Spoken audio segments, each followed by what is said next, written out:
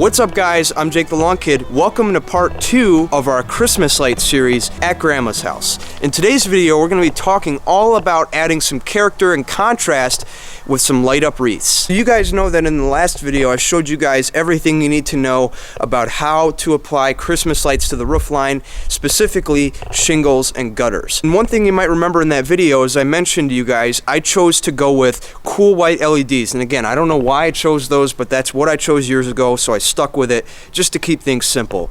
So what we're going to be doing today is we're going to be adding some wreaths all around the house to add a little bit of contrast in the middle to kind of help complement our roof lights and our ground lights, which we'll be talking about in the next video. So stay tuned for that. Let's get back to the primary focus. So we've got cool white lights on the roof. What can we do to add a little bit of contrast in the middle? Ding, ding, ding. The answer would be to add warm white LEDs, because again, the idea is to add a little bit of contrast here. We got the cool white lights up on the roof adding a nice outline, and to complement that, we're going to have these wreaths hanging down below with warm white LEDs to add that contrast. Ding, ding, ding. Add some character to the display as well as some contrast is we're going to have some wreaths throughout. Now this first one right here, this is a big one, and it's actually going to hang under the center of this giant peak at my grandmother's house. And fun fact about all of these, they all light up, so there's going to be some cord management involved. The idea being is that all of these wreaths that I have over here, they all light up. And this first one here, right above the garage, very important we have it because it's a very prominent part of the property. Over here, I've made a couple of revisions that I want to go over with you guys. So originally what I had was I would have one wreath on this side, another wreath right here, one wreath here, and then two wreaths right here on both of the porch lights in the front porch. Now let me explain why I changed this. So the reason I changed this one over here was because this area for some reason holds a porch light. I don't know why. I don't know why. I wasn't around when the house was built, but that's just what they do, so I have to deal with that. So what I did, because this area is pretty much already lit up by that light, is I removed this wreath right here and I moved it to this area right over here, which could use some light. And then I did the same thing on the front porch. I just felt that things were too scrunched up together, too close, so I had to spread things out to add some consistency. So what I did is I took the wreath on this side, I put it over here, and the wreath on this side, and I put it over here. And then the big wreath I had hanging over here, I actually took it and I put it right over top underneath this peak to contribute for no wreaths being on the front porch. So I think that's a better way to go, as it keeps things more consistent and things are more spread out, thus more will be lit up. A little bit more.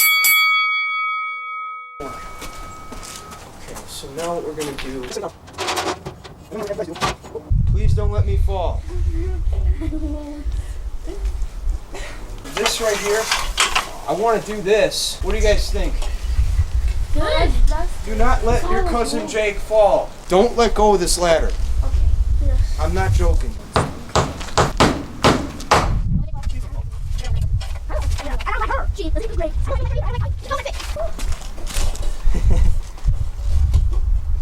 Okay, so we'll just have to run a cord there. This wreath right here that I have hanging right over the front porch, all I did here, since my grandma has wooden siding, and I did this pretty much everywhere, is I hammered a nail into it, and that's how I was able to mount that up there.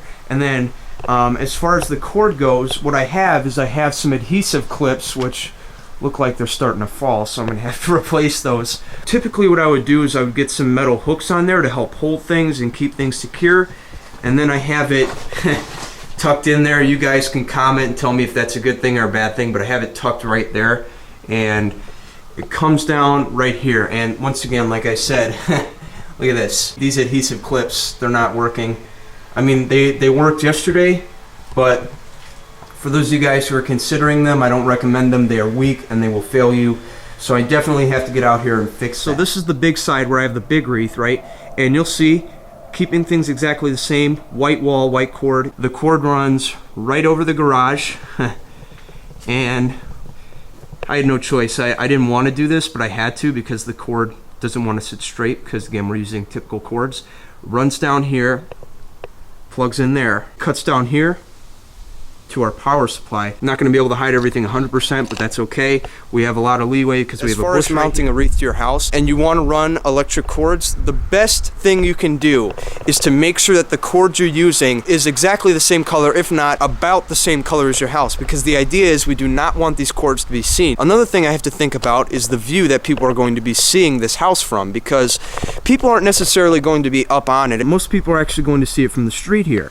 So for any wires that we can see, say up here, people from the street are less likely to notice them because they're about 20-30 feet away. To be honest with you guys, I'm not expecting you to get them 100% hidden. It's very, very hard. Again, just try and keep things as identical as possible, so then that way when people are driving by later at night, they're less likely to notice it, especially when, like I said, they're about 30 feet away from our view. That's all I have for you guys today. I hope you enjoyed this video. In the next video, we're gonna be talking all about lighting up the ground. With that, I'm Jake the Lawn Kid. Thank you for watching, and I will see you guys next week for the third and final part.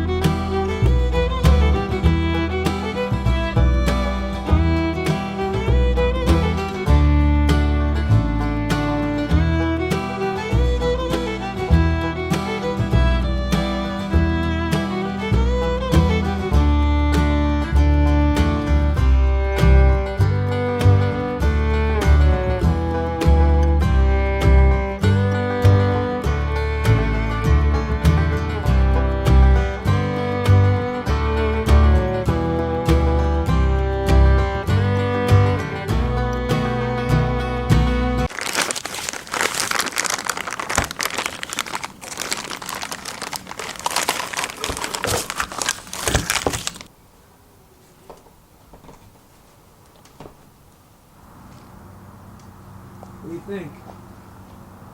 A little closer? No, it's fine.